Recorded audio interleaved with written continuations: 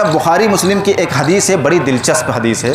सईद बिन ज़ैद रज़ी अल्लाह ताला अन्हु, आप जानते होंगे सईद बिन ज़ैद अशरे मुबशरा में से हैं, ये साबिक़ून अव्वलून में से हैं, हज़रत उमर रज़ी अल्लाह ताला अन्हु के बहनोई हैं।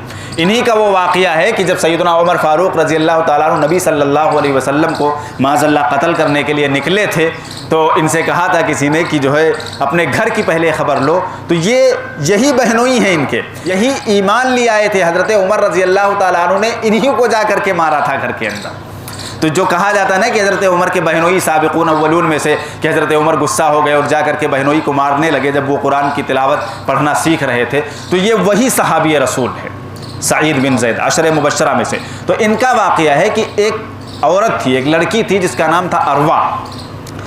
अच्छा, एक अरबी ज़बान में नाम होता है उर्वा बिन मसूद अस-सक़फ़ी, एक सहाबी है जो सुलह हुदैबिया में अल्लाह के नबी सल्लल्लाहु अलैहि वसल्लम के पास आए थे बातचीत करने के लिए। तो उर्वा ये नाम होता है मेल का अरबी ज़बान में, और अरवा नाम है फ़ीमेल का। तो ये अरवा नामी एक औरत थी, इन्होंने मरवान बिन हकम जो गवर्नर था मदीना का, उसकी बारगाह में जाकर के इन्होंने शिकायत की कि हमारी सईद बिन ज़ैद ने ज़मीन हड़प कर ली। तो मरवान बिन हकम ने सईद बिन ज़ैद को बुलवाया।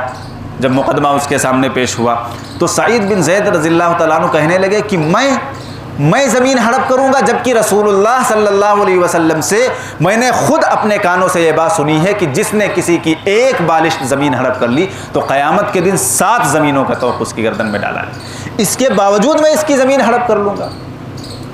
तो मरवान बिन हकम ने कहा कि ठीक है, आप अल्लाह के नबी के सहाबी हैं, आपका इतना कह देना काफ़ी है, अब किसी की हमें किसी भी दलील की ज़रूरत नहीं। तो सईद बिन ज़ैद ने कहा कि नहीं, और सईद बिन ज़ैद ने उसको बद्दुआ दी और कहा कि अल्लाह तबारक व तआला अगर ये औरत झूठ बोल रही है तो फिर मरने से पहले इसकी बीनाई सल्ब कर लीजिएगा। चुनांचे रावी बयान करते हैं कि मरने से पहले उसकी बीनाई चली गई थी, वो अंधी हो गई थी, और उसी ज़मीन में जिसका इल्ज़ाम उन पर लगाया था उसी में वो फिरा करती थी। फिर उसी में एक कुआं था, उसी कुएँ में गिर करके वो मर गई। तो आप तसव्वुर करिए सईद बिन ज़ैद का जवाब कि रसूलुल्लाह सल्लल्लाहु अलैहि वसल्लम के सुनने के बाद सईद बिन ज़ैद की ये मजाल कि सईद बिन ज़ैद किसी की ज़मीन हड़प कर ले। और यहाँ क्या है, कुरान की आयतें सुनते रहते हैं, अल्लाह के नबी सल्लल्लाहु अलैहि वसल्लम की हदीसें सुनते रहते हैं, इसके बावजूद कोई असर नहीं।